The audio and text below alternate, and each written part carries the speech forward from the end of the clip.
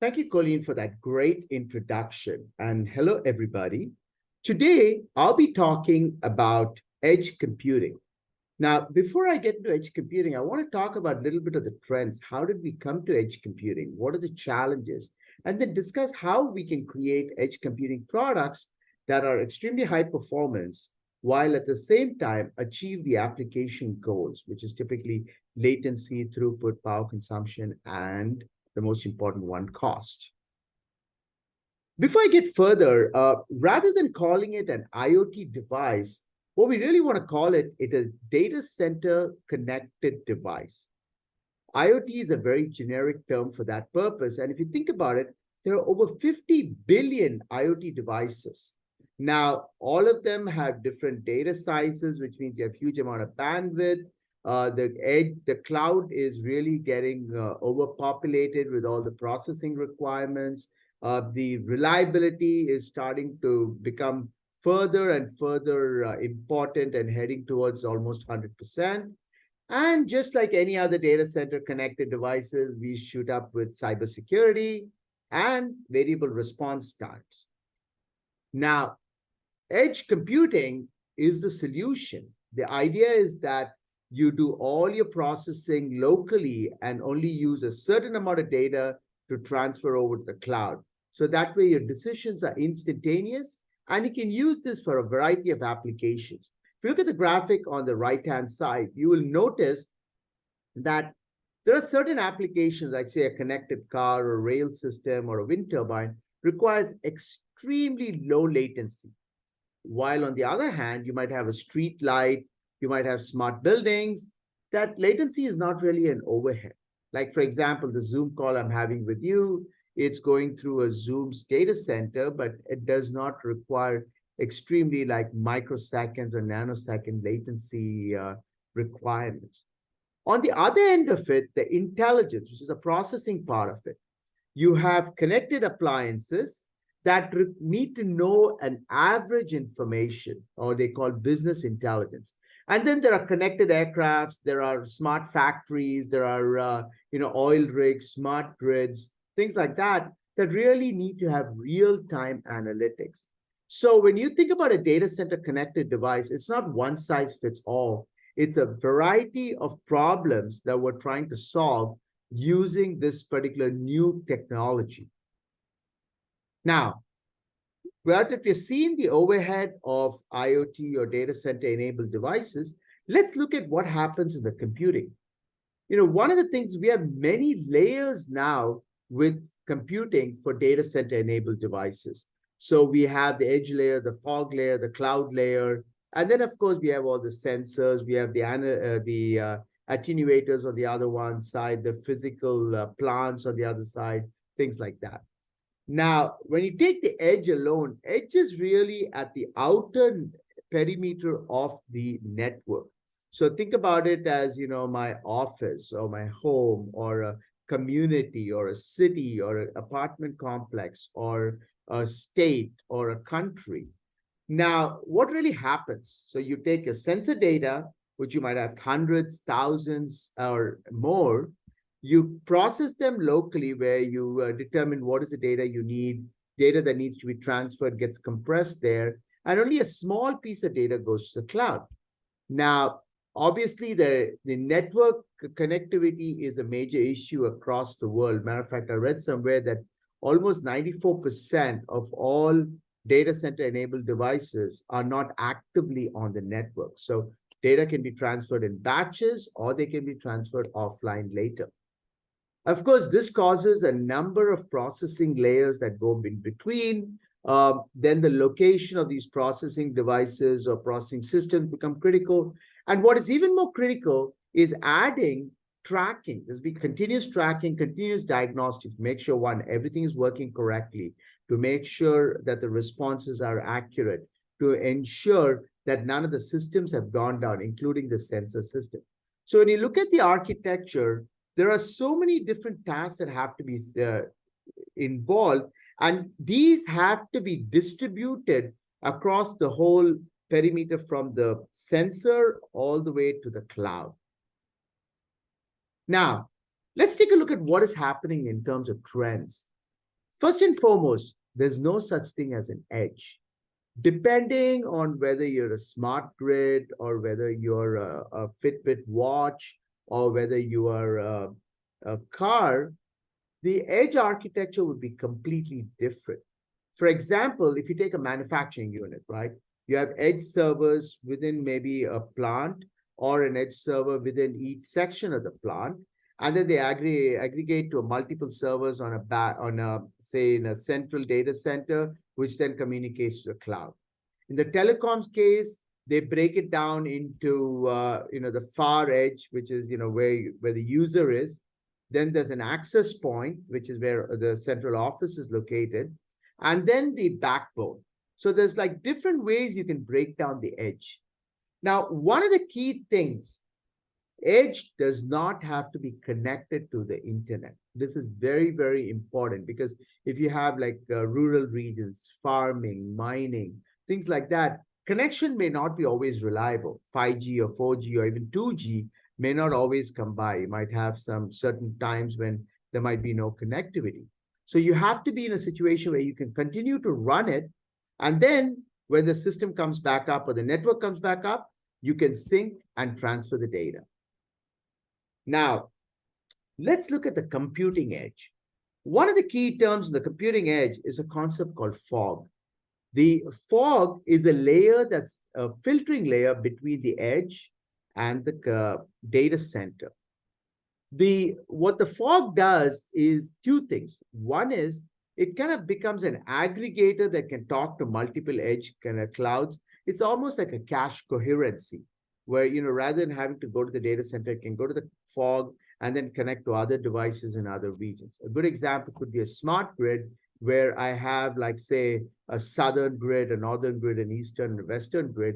And within those, I could have states, and within the states, I could have cities or major consumption areas. So the major consumption areas and the states could be edge, and then the fog could be the southern region or the northern region, things like that. Similarly, if you take within the house, you could have like ground floor, first floor, second floor. You could have different temperature sensors in each of the rooms that capture all the data. Now, for the entire house can be a fog, but within the local area can be an edge computer. Now, one of the key things that's enabling edge computing is the arrival of Wi-Fi 6 and the 5G, 6G wireless networks. Almost all the devices now are connected to one or the other. And what this allows you to do is allows you to take advantage of data that might be stored locally, or intelligence that might be stored locally, whereas intelligence that might be stored at the cloud.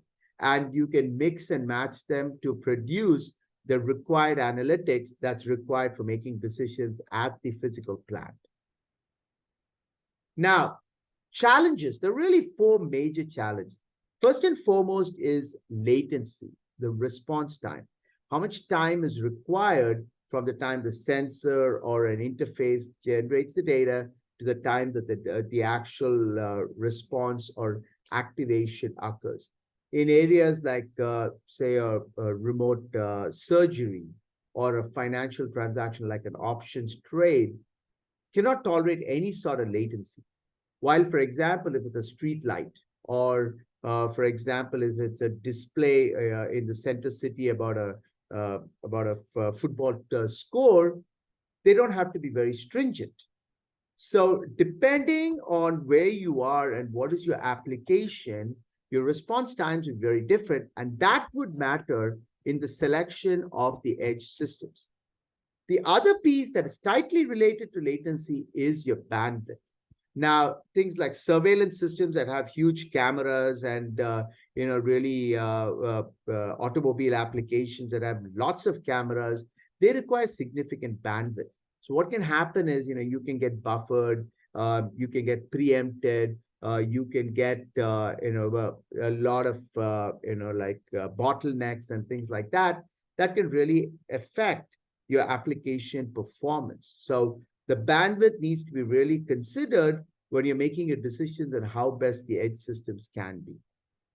Now, just like any other device connected to the internet, you're going to have cyber risks, which means you can have intrusion detection, you can have denial of service, you can have attacks, you can have profiling. So a variety of cyber attacks can also happen in the data center enabled system. And lastly, and probably the most important thing that enable these kind of IoT and data center enabled devices is really power consumption. A lot of the sensors depend on battery. Even some of the edge systems, especially remote locations or even vehicles or moving systems, rely on batteries or regenerative power as their primary source. Many of these cannot be easily replaced. So, which means that you have to maximize the duration in which they can be utilized. For example, a tiger tracking device, or for example, a heart meter, or something that's in an underwater petroleum rig, things like that. So these four things, latency, bandwidth, cybersecurity, and power, are the four leading challenges that allow you or require you to take into consideration in the design of your edge system, or actually more than the edge system, your whole network from the IoT to the data center to the physical plant. Now, we've seen the challenges, we've seen the trends. Now let's take a look at what does it take to design an edge computing system? What is the architecture planning that is required? Now, when we look at the architecture planning, depending on where you are in the design process, you may want to look at how many sensors are required in my system. Or you may want to look at how many edge systems do I need, or edge processing, or edge gateways. Then you may have to look at my fog systems, my capacity required in the data center. Now, one of the things that you can do is you can create a system model. A system model, by definition, is a model that takes into consideration the entire system, which means the hardware, software, network, embedded systems, semiconductors, sometimes even the mechanical systems have to be considered. Now, one of the key things that you want to do is you really want to look at this before you start any development. This is when you're like validating your specification, generating your requirements, things like that. Now, why do you want to do that? When you do that right up front, you can really eliminate all surprises before you start your development. So what does that mean? Eliminate all your surprises before you can start your development. It means that you really clearly understand, for example, what is the processing requirement, which translates to how fast should my clock be? How much of memory do I require? How many levels of caches do I need? The other piece of it is expected application latency. So you're looking at things, for example, how do I distribute my software across a multi-core system? Or potentially, how do I distribute my application across multiple edge devices? So that way, I can reduce the overhead, which possibly means I'm doing some of the processing closer to the sensor, for example, or closer to the end user. The other piece of it is the bandwidth. There's two levels of bandwidth if you look at it. So one from the sensor to the edge, and then from the edge to the data center. And you have to look at the bandwidth on both sides. The other area to look at is really the power profile. So as I was mentioning earlier, a lot of the systems run off batteries. A lot of the systems run in areas where you might be using generative or even regenerative power. So power consideration is very high. And of course, your mobile towers may only be valid for or available for a certain period of time. So you don't want to be transmitting during the periods where they're not available. So you need to have some sort of an intelligence to see if they are transmitting, or you have to wait until a better time. So that way you can save a lot of power. The other one that is very important, and early system model can really assist, is looking at failure conditions and looking at threats. What does that mean? I'm really trying to understand what would happen in different scenarios. Like say two of the sensors fail in my car. Or for example, one of the edge computers loses some of the cores, or a schedule table gets changed in one of the manufacturing plants. Or for example, a use case or a user type gets modified in the 5G system. how does the system behave? Does it still give me the same results? Results not just in the functionality and behavior, but also in terms of power and in terms of performance. Now, to be able to do all of this requires system modeling solution, which requires a large number of IP libraries. Why does it require that? When you look at the system from the IoT to the data center, there's a lot of different types of designs. There's processors, there's caches, there's memories, there's sensors, there's network traffic, there is, different types of network topologies. There is, data centers with multiple OSs. You got hypervisor. You got so many different subsystems, and all of these need to all be put together in the same model to be able to get an end-to-end model. And that's what will help you eliminate your bottlenecks. Visual Sim from Mirabilis Design is one tool that we found enables a lot of these kind of capabilities of architecture planning. Now, before I get into details of architecture planning, I want to take a step back and really talk a little bit about system performance exploration. Now, when you take any system, there's really three parts to it. There's the communication template, which is data movement, data transfer, all of those things. There's the computation, which is all the different types of processing. So it could be anything from an FFT to a filtering to a network protocol to like the application level or even to the firmware. Different types of computational components are available. And lastly, the scheduling. Do I schedule it on a polling basis? Do I schedule it on a first come, first serve basis? Do I schedule this when some data becomes available? When do I schedule it? Now, you have to put all of these three together to really create a system. So how does it work? The way you put it together is, you have your communication template, your computation, and your scheduling. So in architecture 1, I schedule each one of these subsystems separately. But when I go to architecture 2, I actually schedule them together in what's called a static communication, which means I always want to have deterministic latency, which means everything is well known, well understood before I turn on the system. Now, in your case, which architecture is better suited? It really depends on your application. Your application really determines, whether it's better to use the static scheduling versus, more dynamic scheduling. What kind of network topology do I require? What kind of processing subsystems I need? Be able to look at all of those kind of aspects. That's where system performance exploration really needs to be considered for, for selecting or the architecture or your topology or your edge system for your application. Now, if you take a block diagram of a data-enabled application, again, an IoT or a data center enabled, there is the devices, there's a network, and the data center. So you can split it up into 3 different parts. Now, if you look at the sensors, they have anything from like, say, analog front end, some sort of a tiny core that does some local processing, filtering, things like that. Then you have the wireless connectivity, can be Bluetooth or low energy Bluetooth, can be Wi-Fi, can be 5G, can be any of those. And of course, you have the radio transmitter to get it onto the net. And of course, there might be other devices there also. So if it's like an aircraft, you might have a navigation system.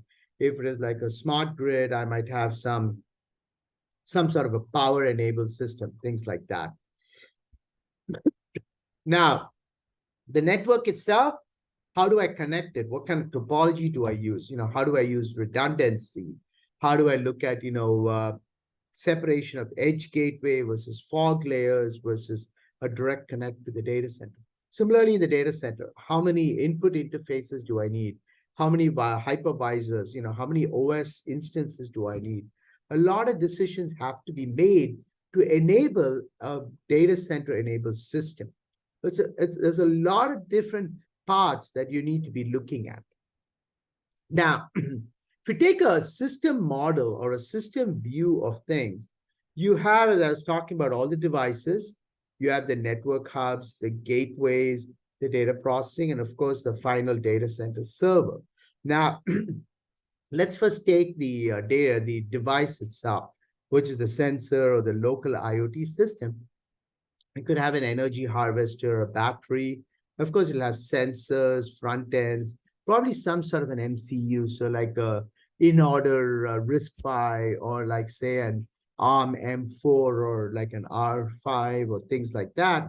And of course, the radio transceivers, Bluetooth, Wi-Fi, 6G, 5G, things like that. So what would you do here? One is obviously you look at power consumption. The second one is the hardware software configuration. Do I really need an accelerator? Do I put an FPGA, or do I put an AI engine, or do I put a GPU so that I can meet my, my application timing? How do I run with the big data, especially with fast data workloads? How do I ensure, one, I don't lose the data, but two, I don't oversize my system, and three, I get the responses that I require. So a model like this is something you would put together in a graphical environment, and you would try to parameterize different components so that you can run different experiments. So for example, what happens if I have an MCU with running 20 megahertz versus an MCU running 35 megahertz? Does it really buy me anything? Especially, can I run more sensors? Or can I capture data more often? I think those would be questions that you'd want to look at or try to answer. Now, all of these are definitely linked somehow to the battery, because the battery is your number one source of any sort of mishap, number one source of any sort of failure that can occur. Now, we looked at the IoT systems. We looked at how those behave. Now let's look at the center part, which is your edge device. Edge device really has hardware and software. So now if you take up care, or say, let's look at something that's an IoT device, which is a video camera. That's a surveillance system in front of your house, tracking what's happening within your garden. There must be some sort of a local data storage. Could be an FPGA, could be a memory that stores the data, and then at certain point keeps transferring using a PCI interface to the DRAM. Now, within this edge device, there could be different types of processing. So like, for example, here you can see, I have multi-core ARMs, I've got GPUs, display controllers, and of course, memories and DRAMs and things like that. Now, when you look at the system here, you need to architect it for a variety of things. You can architect it where I can put each of these as discrete components on my board, or I can buy a chip that has everything fully integrated with higher bandwidth, or use switches to connect maybe multiple of these chips that might be on a single board. Now, what would be your evaluation criteria to say, I want to go with discrete components, or a single chip, or a multi-chip with a switch configuration? Is really, what is the trade-off that you're trying to perform, right? What is it that you want to achieve? So in this particular case, when I look at it, I've got video traffic coming through the system. So obviously, I want to do video processing. I want to do image rendering. I want to do image mapping. I want to do partitioning. I want to look at, what is the profile of whatever I'm viewing? Is it a human? Is it a street lamp? Is it, another vehicle? Is it a code? Is it a bigger truck? Things like that. Now, some of these, you might get variable amount of data depending on, how many devices are there that around you, for example. So, the first thing is you want to observe the data transfer between the SRAM and the DRAM. But you also want to look at what is my upper limit. If I have lots of different, things happening around me, is a single camera sufficient? Do I need multiple cameras so I can, take the data and render them more accurately, right? And also, how many of these can I really have in my system?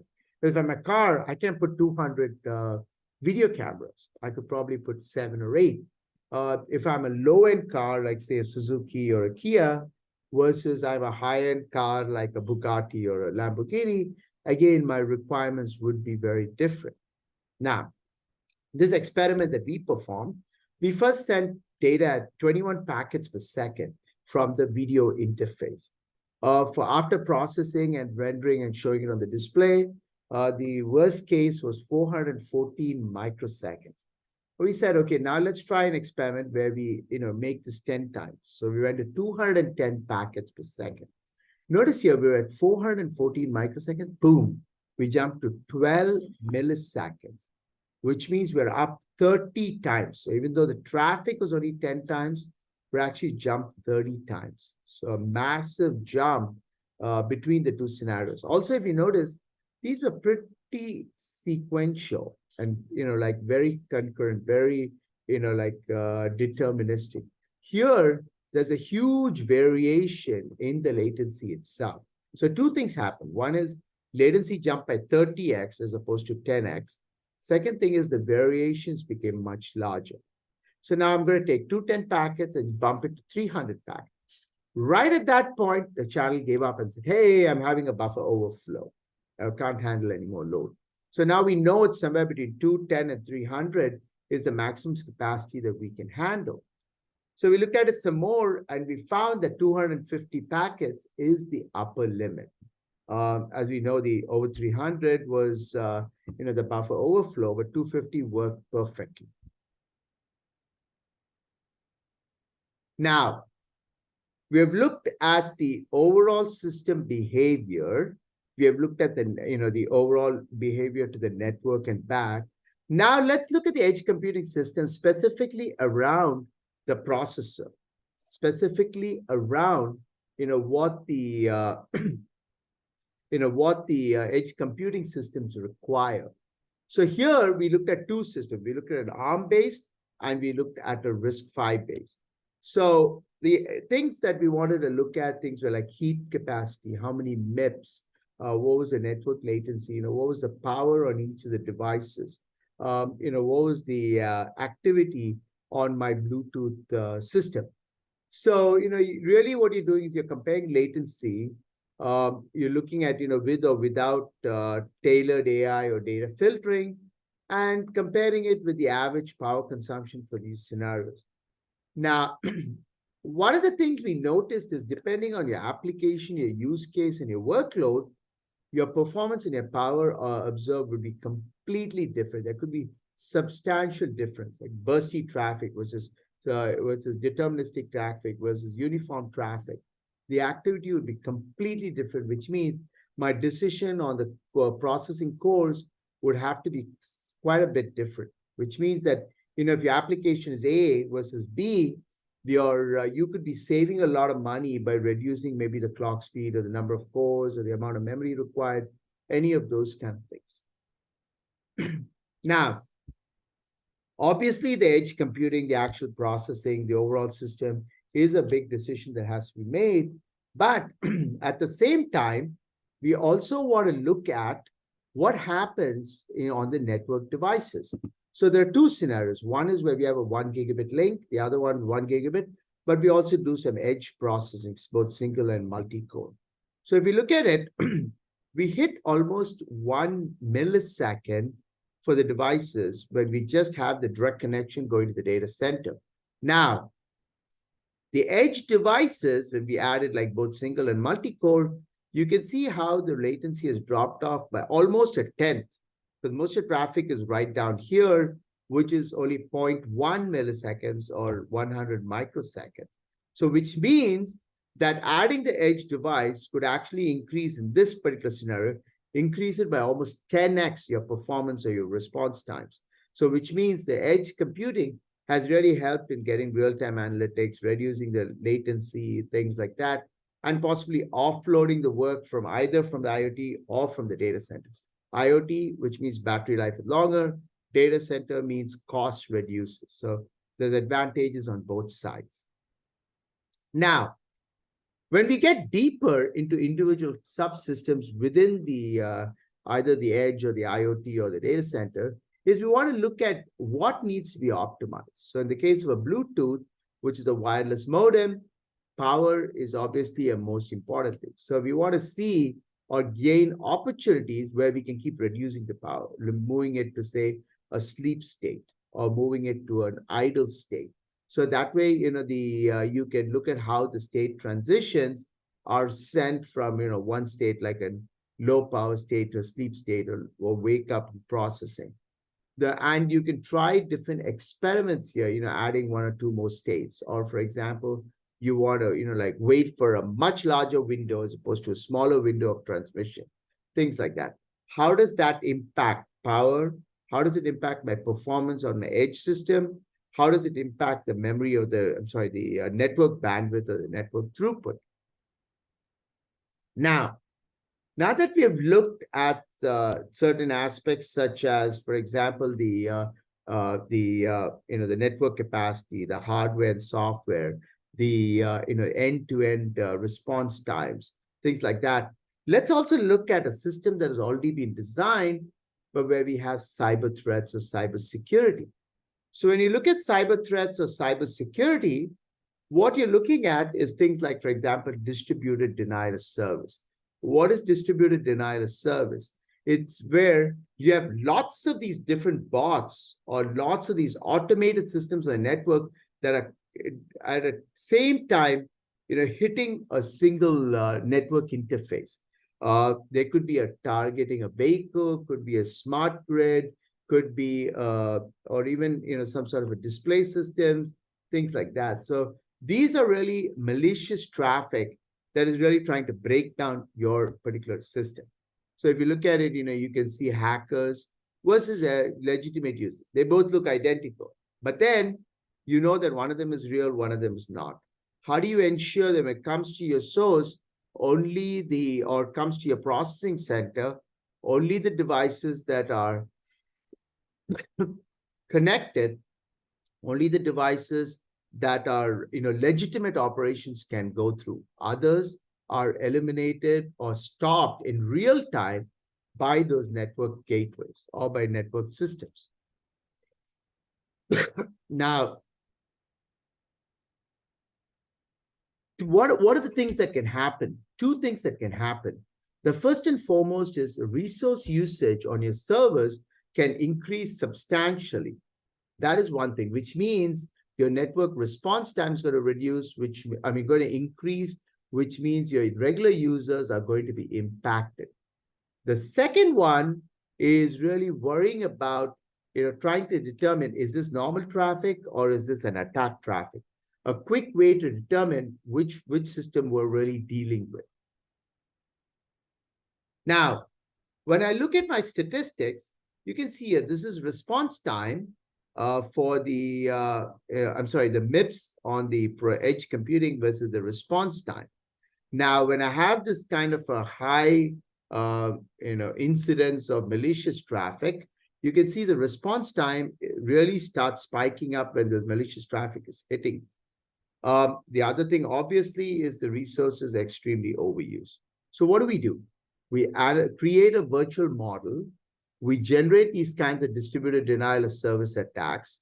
We test the automotive system. We test the other types of systems and see how they can be safely continue to operate.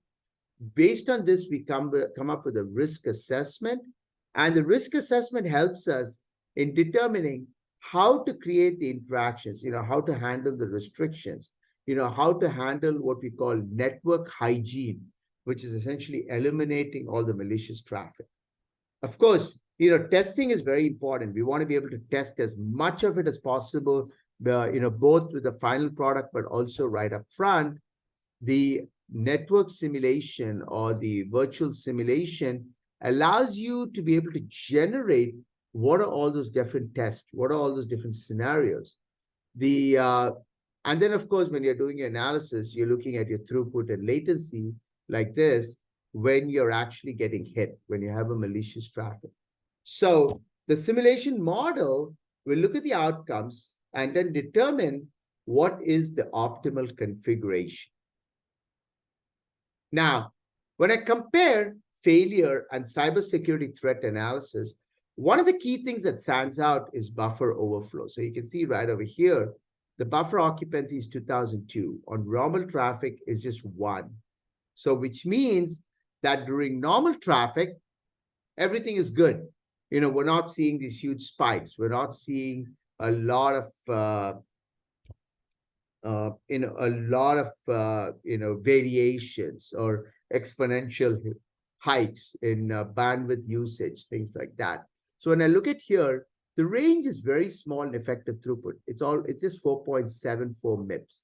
Similarly, when I look at the latency, you can see it's 6.74 microseconds. These are like much smaller in the nano range. So you can see that the range is very, very, very small. Matter of fact, it's just everything is 6,746 nanoseconds. So the range of the actual latency is very, very small. But when I have the attack, boom, you can see huge. Sometimes it's down to zero or close to zero, while other times you're seeing about 5 MIPS. So, or this 4.7, which is your best case. So you're seeing a huge range here. Similarly, you can also see here the range was almost nothing, it was almost flat. Here you can see the range is massive between the scenarios. So you can even go up to like from microseconds, you can go up to milliseconds, like 25 milliseconds. So your throughput is reduced, and you have during those times where those hacks are happening, your response time starts shooting up. It's almost exponential growth in what you're seeing right there. Right now, we saw what the impact is.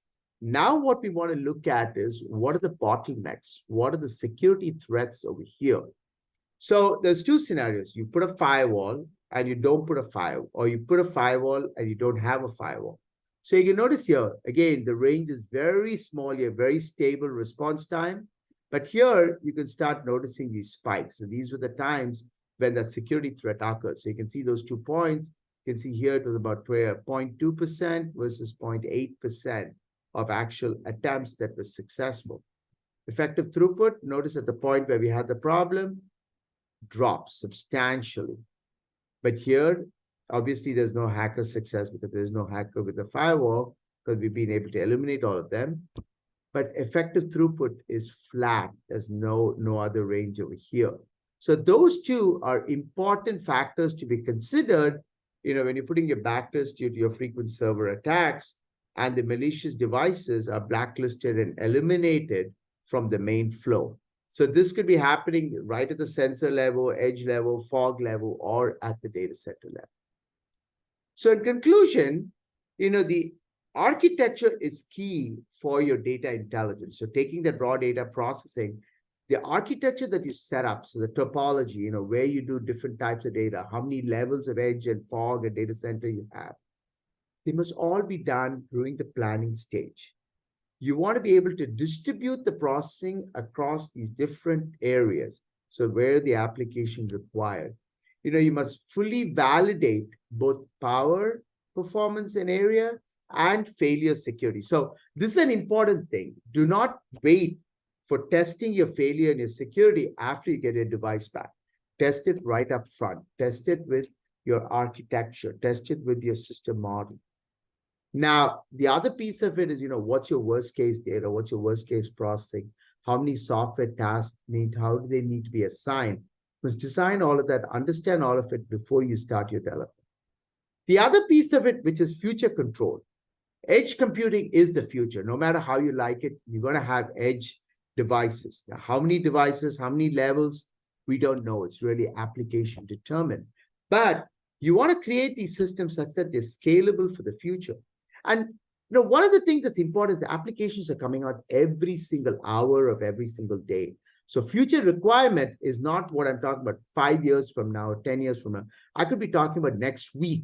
I might come up with a surveillance system where I can keep a motion sensor and know that is a person, or this is a dog, or this is a mongoose, or this is a something else. But the next generation could be is that this could come up and say, this is Colleen, or this is Deepak, or this is somebody else. So you could have it where you can run it down to that level of precision, which means processing is going to increase. Which means I don't want to be able to swap out my edge systems. I don't want to be able to swap out my SWOG systems, but rather just upload an application, which I can do an over-the-air transfer. I can do the application, I can load the application, and immediately I start getting results. Productivity is key.